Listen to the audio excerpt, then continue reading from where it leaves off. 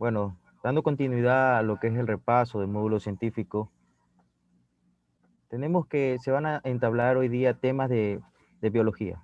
Son temas sencillos que prácticamente se han visto en lo que es la secundaria y lo que se trata de ahora es reafirmar estos conocimientos, recordar ciertas cosas que con el transcurso del tiempo hemos olvidado. Eh, Uno de los temas es, ¿qué es la biología? ¿Qué es la vida? ¿Y cómo se originó la vida? Estas tres preguntas, pues, son una de eh, estas preguntas son las que lideran lo que es cada uno de los temas. ¿Cómo se originó la vida? Tenemos muchísimas teorías. Una de las primeras teorías es la teoría del creacionismo. Como ustedes saben, pues, en esta teoría se basa en lo que nosotros y todo lo que tenemos a nuestro alrededor es creado por un ser supremo, el cual dio vida a todo lo que está en la Tierra, como muestra la gráfica, ¿no? Otra teoría también tenemos cómo es la generación espontánea. Esta teoría sostiene que prácticamente que la vida pues pudo ser generado, por ejemplo, de cierta materia inanimada que estuvo en el espacio, que llegó a la Tierra y que pues fue el origen de prácticamente de los seres vivos. El origen cósmico o la panspermia, que como prácticamente tienen una gran relación con lo que vimos anteriormente de generación espontánea, que el origen de la vida pues proviene del exterior, del espacio, no que se originó en lo que es la Tierra. ¿Qué es la endosimbiosis? La endosimbiosis pues describe el paso de las células procariotas a células eucariotas mediante corporaciones simbiogénicas de bacterias. ¿Qué implica esto? Como ustedes habrán, o si no saben, pero les hago recuerdo, las células procariotas son las células que se puede decir más sencillas. Ejemplos, tenemos bacterias, tenemos virus, ¿sí? Y las células eucariotas ya vienen en cambio del orden natural de los animales y de ciertas plantas. Entonces, decimos de que mediante la endosimbiosis se pueden incorporar ciertas características de una a otra.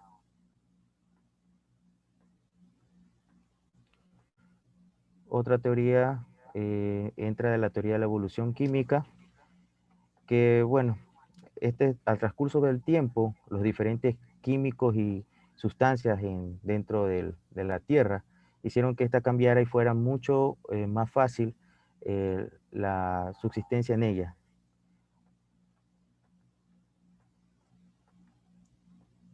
Como vemos en la gráfica, tenemos la evolución de las especies.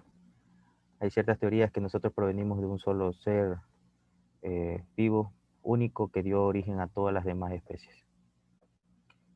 ¿Sí? Y eso lo dice lo que es Lamarck, ¿sí? De que nos dice de que según este científico, que todas las estructuras vivas actualmente provenimos de un solo ser único vivo y prácticamente tenemos ese tipo de relación porque hemos venido a la evolución de un único ser.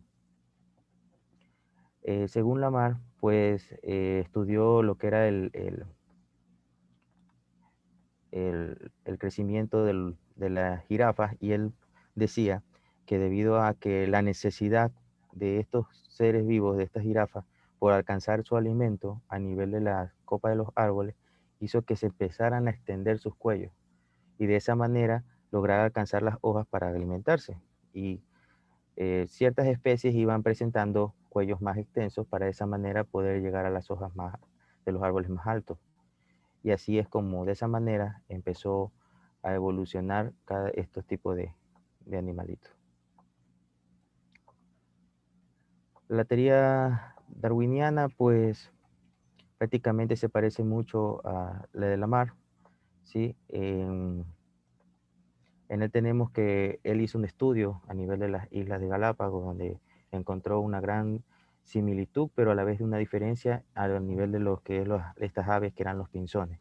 Y se le definió como los pinzones de Darwin. Cada una eran de la misma de la misma especie, pero tenían características diferentes, que él lo hacían diferente de cada uno. Y él por eso decía de que nosotros también, como la mar, venimos de un solo ser vivo, que por las características prácticamente ambientales y factores externos hacen que cada ser vivo vaya presentando ciertas variaciones. La variabilidad y selección natural. Pues decimos que la selección natural es ese proceso que limita la tasa reproductora o eficacia biológica de los seres vivos, en relación con características fenotípicas heredables. ¿Qué quiere decir todo esto? Que la selección natural es un proceso en el que se elige a los más aptos, es decir, a los que estén mejor capacitados físicamente para de esa manera transmitir sus genes de la mejor, los genes mucho más fuertes, con características morfológicas más fuertes, que les va a ayudar a lo que es la subsistencia y continuidad de la especie. Bueno, la teoría sintética habla sobre que prácticamente en relación a la teoría de la selección natural, que obviamente que las especies que son más fuertes, pues ellos van a tener un complejo genético mucho más fuerte que va a permitir que éste se siga dando continuidad, ¿sí?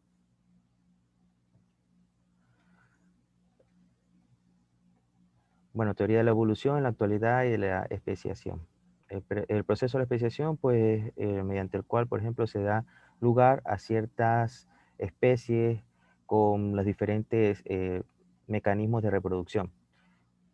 Aquí en el gráfico de la diapositiva podemos ver cómo los tigres pues tienen ciertas variaciones, pero en otra especie muy conocida y que es prácticamente amiga del hombre, que es el perro, pues hemos visto este proceso, en el que los diferentes tipos de cruces han formado, por decir, razas como Pitbull, French, Schnauzer. Entonces, el proceso este de especiación es el que ha permitido que ahora haya tanta variabilidad de razas de perro. Otro tema de biología que tenemos hoy día para hablar es el ecosistema. Decimos que es el ecosistema? Es un conjunto formado por el biotipo y la biocénesis. Es decir, el ecosistema tiene dos partes que podemos decir. El biotipo, pues, es todo lo que hace referencia al medio, ¿sí? Y la biocénesis son esos seres vivos que están en el medio, ¿sí? En el medio físico. Un ejemplo de un ecosistema, pues, puede ser eh, una, un, es- un bosque, ¿sí? En el que medio físico pues serían todo lo que es la parte de los árboles, de las montañas, y la biocénesis pues el conjunto de seres vivos que podrían ser venados, podrían ser eh, roedores, serpientes, todo lo que puede conllevar lo que es ese tipo de ecosistema. El tipo de ecosistema nos va a ayudar también porque nos va a permitir saber el tipo de organización de especies, porque cada especie se considera que está adaptada a un cierto ecosistema. Todo está relacionado prácticamente en la biología. Entonces, los niveles de organización de las especies están de la biosfera. ¿Qué es la biosfera? Es todo donde nosotros vivimos, ¿sí? Es decir, toda la parte terrestre, desde la profundidad hasta 10 kilómetros por encima de lo que es el suelo, donde pueden vivir los seres vivos. El ecosistema, pues ya habíamos hablado, pues la biocenosis y la biosfera. La comunidad, donde encontramos a ciertas especies, por ejemplo, conviviendo, como tenemos en la selva, ¿no? Tucanes, jaguares, etcétera. Las especies, la organización de especies, porque hay ciertas especies que solo tienen su organización específica. En poblaciones, por ejemplo, tenemos las jirafas en la sabana africana. Por individuos también, ¿sí? También tenemos una organización en sistemas que podemos tener en cuenta lo que son los sistemas y aparatos del organismo del ser humano, ¿sí? Y ya siendo más específicos a cada uno de los órganos que integran estos sistemas y aparatos. En biología tenemos que hablar también de relaciones interespecíficas. Estas relaciones permiten que haya una continua procesos de intercambio, procesos de alimentación, también y de lo que es reproducción. Tenemos el tipo de relaciones. Relación presa-depredador, pues ya muchas veces se ha tratado esto incluso en lo que es la cadena alimenticia de cada uno de estos seres, de los animales que viven a nivel de la parte de los ecosistemas, ¿sí? Como cada uno, si una especie falta, este puede ser el alimento de otra y esto puede detonar que dos especies eh, se vean en riesgo. Tenemos la relación parásito-huésped. Esta relación existe, por ejemplo, en que dos organismos están en íntima relación, pero solo uno de ellos es beneficiado, ¿sí? Podemos decir en el ser humano, por ejemplo, las amebas, en el que se alimentan del ser humano. Nosotros no tenemos ningún beneficio de tener amebas, porque más nos enferman, producen amebiasis, producen lo que es quistes hepáticos, pueden producir diarrea, enfermedades gastrointestinales, etcétera. Entonces, pues, esa es una relación parásito-huésped, por decir un ejemplo.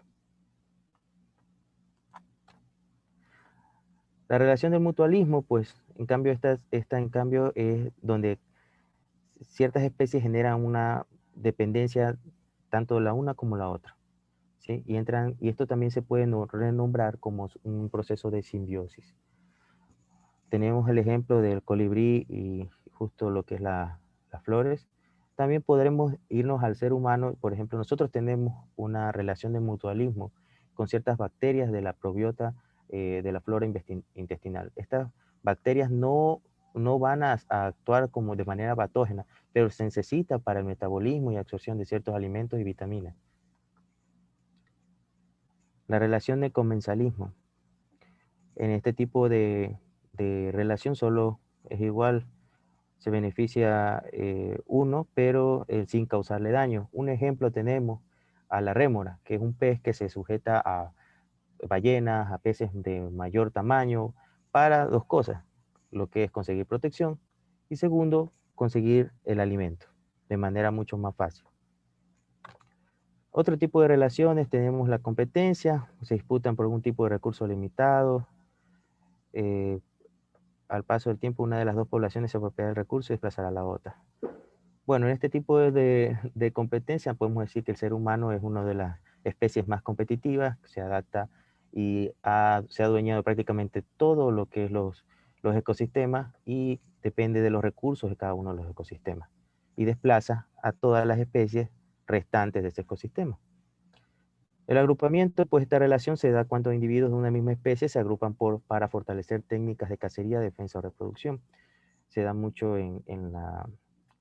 por ejemplo, tenemos de los elefantes, este tipo de animal se agrupa en número de 40 o 50 elefantes, que esto le brinda protección y a la vez le da esa capacidad de continuar con la especie debido a que tienen ahí la facilidad de reproducirse.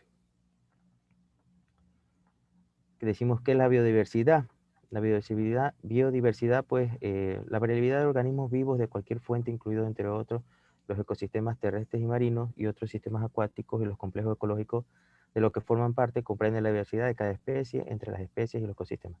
Como había dicho yo en diapositivas anteriores, la biodiversidad es fundamental en la biología porque nosotros dependemos del ecosistema y cada una de las especies están enlazadas unas con la otra y de esa manera si una se ve afectada, pues otra también se verá afectada o algunas más, incluso que solo habiendo la premisa de tener dos, pueden hacer hasta 3 o 4, si se afecta un ecosistema. Entonces la biodiversidad es eso, ¿no?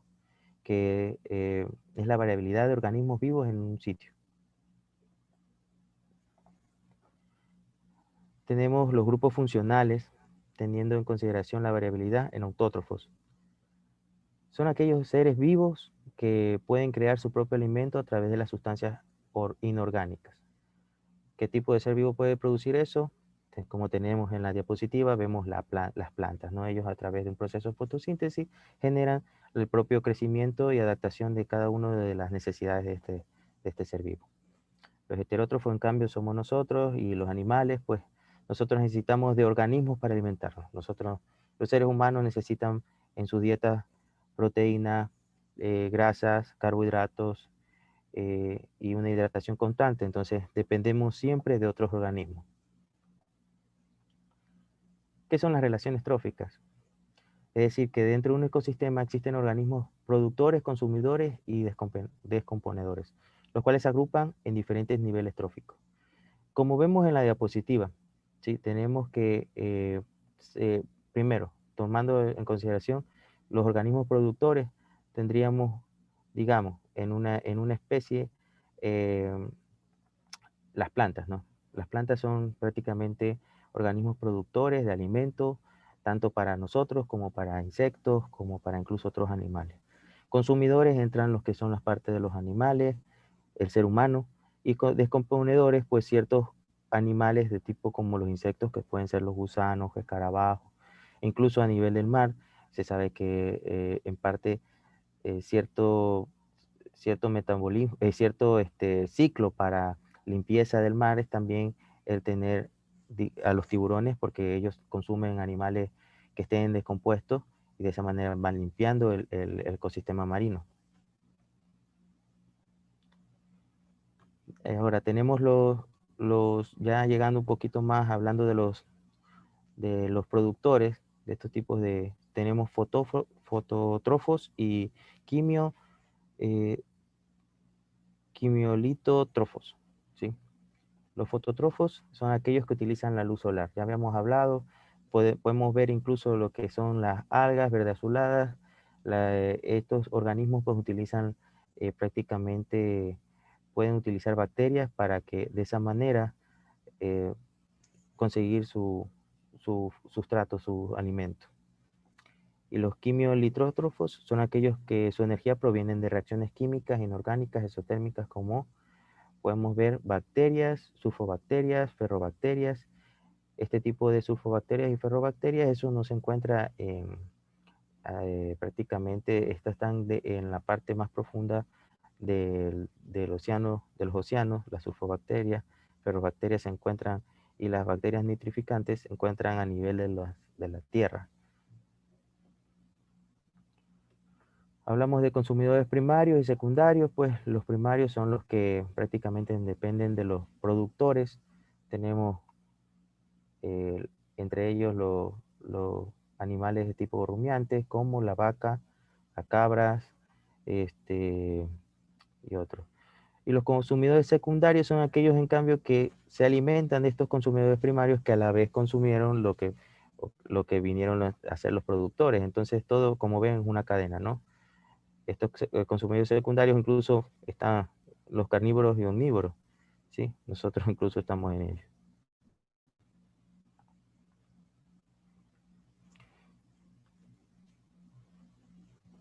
Bueno, los consumidores terciarios son considerados superdepredadores.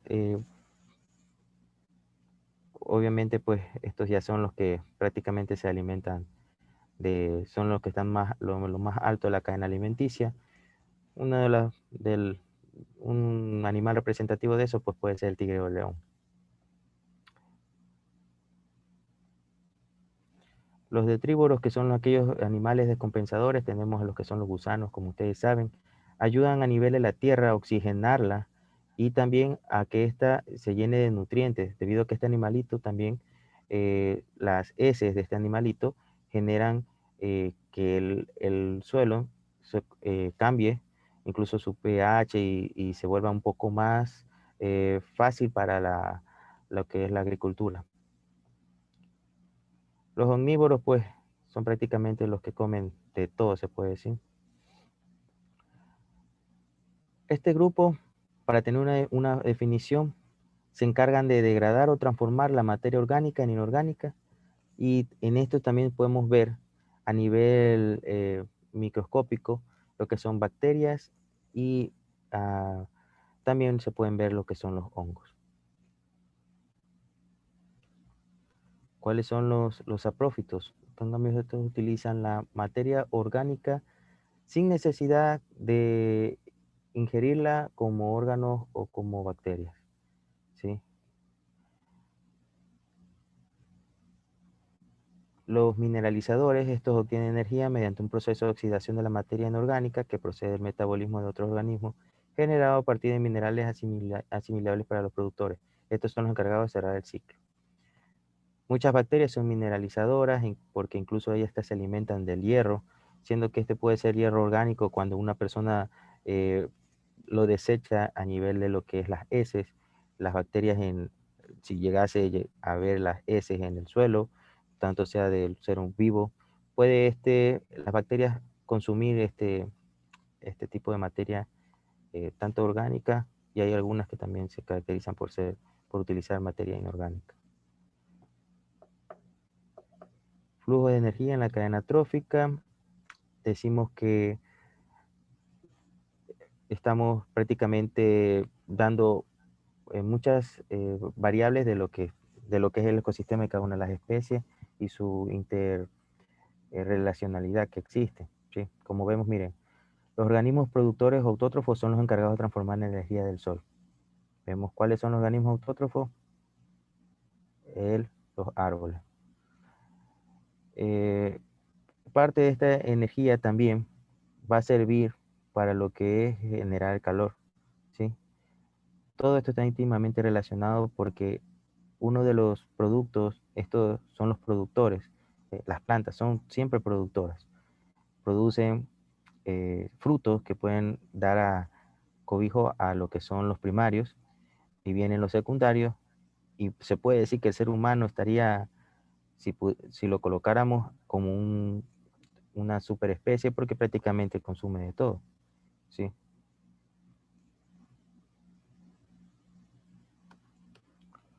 Los ciclos de la materia. Ahora vamos a hablar sobre los ciclos de la materia. Los elementos químicos que forman los seres vivos son el oxígeno, el carbono, el hidrógeno, el nitrógeno, azufre y fósforo. Y van pasando de unos niveles tróficos a otros. ¿Qué quiere decir?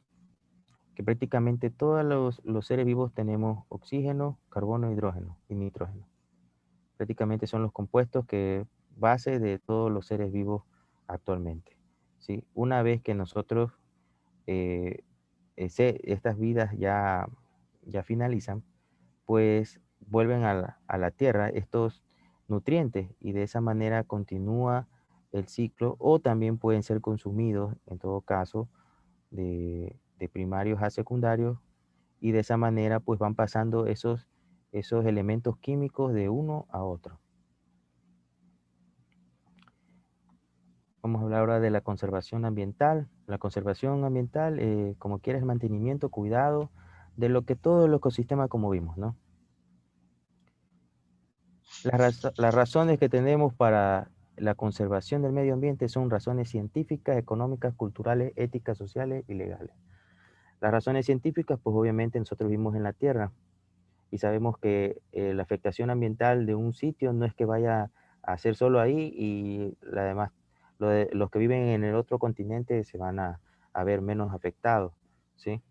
Razones económicas, pues nosotros sabemos que si, por ejemplo, tenemos que el medio ambiente, los pescados en el mar empiezan a escasear, pues las razones, la economía de los pueblos que justamente se dedican a eso se va a ver mermada y no van a tener dinero.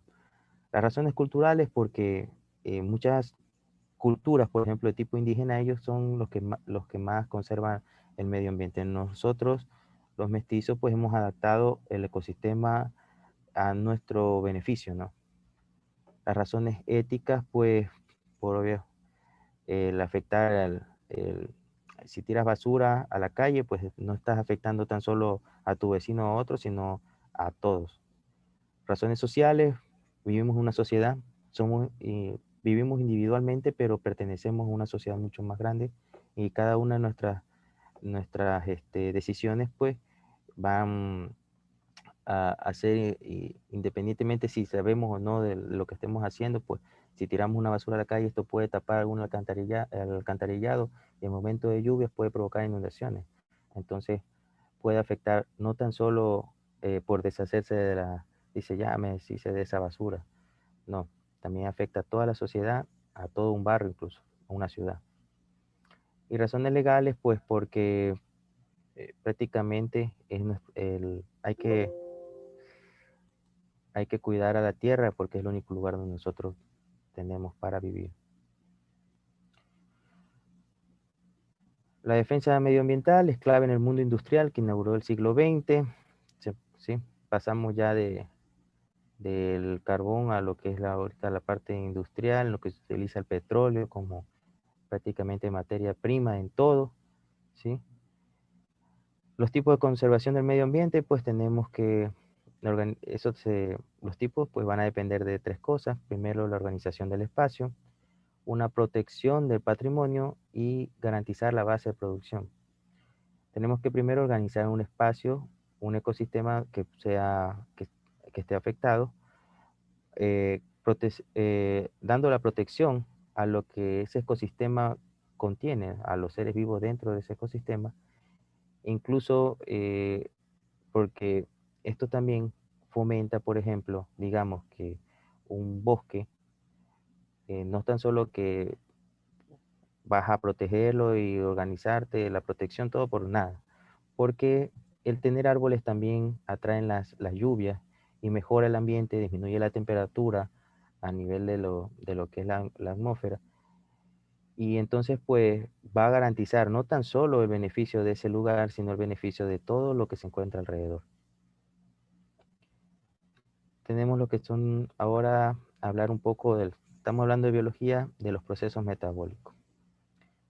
Los procesos metabólicos, pues tenemos dos, que estos tienen que tener ustedes bien presentes, anabolismo y catabolismo. El anabolismo, pues la fase del metabolismo en la que se generan estructuras bioquímicas complejas a partir de sustancias más simples, ¿sí? Se puede ejemplificar el anabolismo en la fase de crecimiento de los seres vivos, ¿sí? Y el catabolismo es el proceso de degradación de nutrientes complejos en sustancias simples para obtención de energía. Se puede entender sobre todo en lo que es la alimentación, en el consumo de alimentos, que nosotros consumimos lo que son nutrientes complejos, digamos carnes, y la obtención va a ser energía, va a ser proteínas y vitaminas. Entonces, de una sustancia compleja, nosotros obtenemos los elementos específicos de esa sustancia, a algo más sencillo.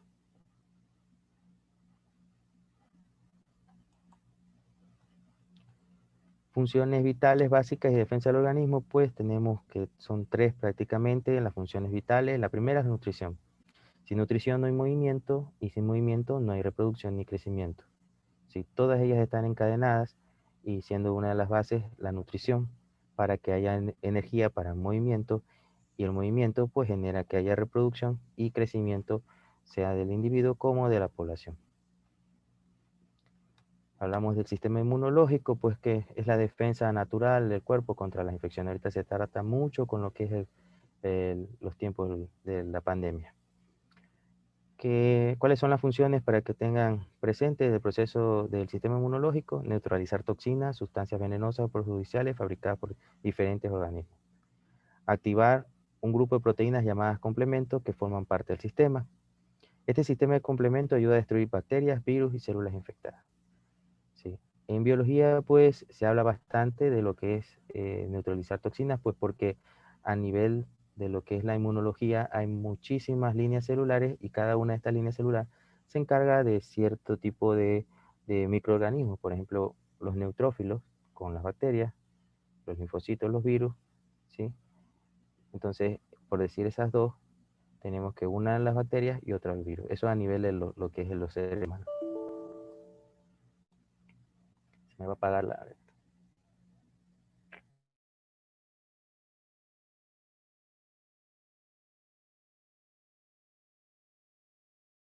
Continuamos, ¿no? Puedo compartir aquí ya, sí, estamos.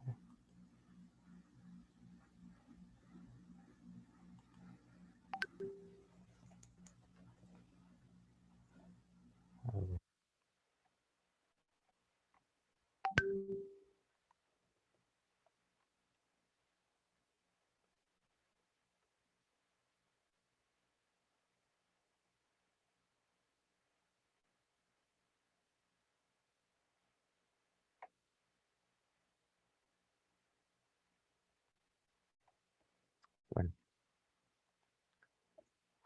entonces estábamos en el sistema inmunológico, ¿no? Ya habíamos hablado que neutraliza toxinas, que activa un grupo de proteínas que se llaman complementos y estas se encargan de bacterias, virus y células infectadas. ¿Qué es la autoinmunidad? Pues se refiere a esto es una falla del sistema inmunitario en el cual no reconoce a su propio tejido, no reconoce aparte de ciertas células de los órganos y esto puede producir, por ejemplo, eh, uno de los ejemplos que tenemos es el lupus, todo lo que son las enfermedades autoinmunes, artritis reumatoidea, tenemos tiroiditis como el Hashimoto, eh, tenemos el síndrome de Sjögren y Strauss. También la púrpura trombocitopénica. Entonces, pues, yo creo que este tema no es muy complicado. Si alguno tiene una pregunta o alguna duda, ¿sí? Puede preguntar, no hay ningún problema. Estoy esperando que Nerexei, por ejemplo, ¿tienes alguna duda? Buenas noches. Buenas noches, No, ¿cómo todo estás? bien. ¿Todo bien? Todo bien, muy, muy entendible. Sí. Ok, gracias, Nerexei. Diana, Lucía, Karen, somos pocos, son 17 nada más. Tatiana, Katherine, ¿alguna duda tienen?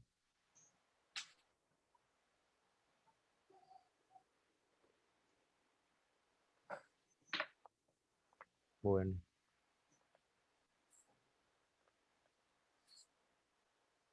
ok. Ya que están contestando acá en la sala, en el chat del Zoom. Sí, si tienen alguna duda también, sí, sí, todo bien. Ninguna, muchas gracias, todo entendido. Ya. Entonces, pues, no habiendo preguntas, pues, yo solo les damos la bienvenida a nombre de los docentes y esperamos tenerlos acá con nosotros. Estudien, no va a ser el examen tampoco eh, complicado, va a ser solo de lo que hemos visto, ¿sí? Prácticamente es biología y son temas generales de biología, entonces espero que salgan muy bien. Muchas gracias. Sí. Esperemos que saquen, como dice Andreita, 20 puntos. Sí. Entonces, con esto damos por finalizada el repaso y espero que salgan muy bien.